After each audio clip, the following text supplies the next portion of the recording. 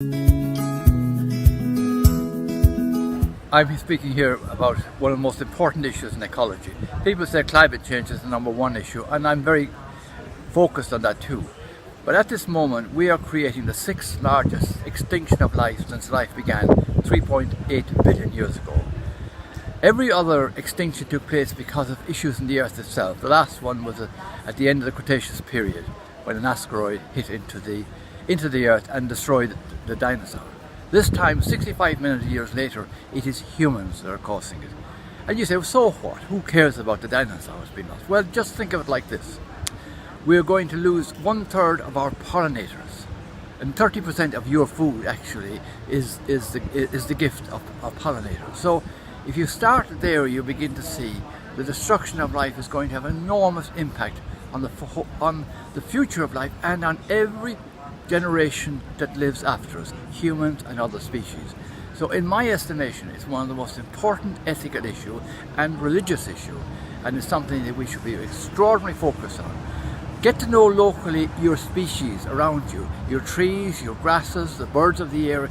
Ask why are some species, for example birds, under threat at the moment, and you begin to do what you can locally to help these birds, or whether grasses or whether trees survive, because the beauty of the world is in the extraordinary diversity of the world that God made us. But we know through science and science, this world is an extraordinary. We have no idea how many species are on the earth with us, but we know if we wipe them out, it'll be a tragedy for everyone.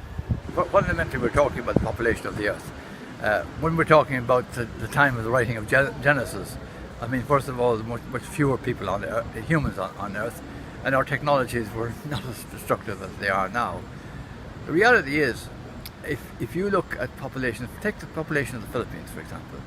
When the Spaniards left, or when in 1898, there were 6.5 million Filipinos.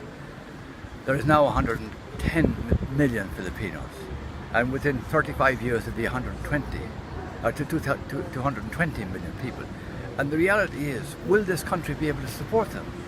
All the forests are almost gone. The terracotta forests are gone on the south.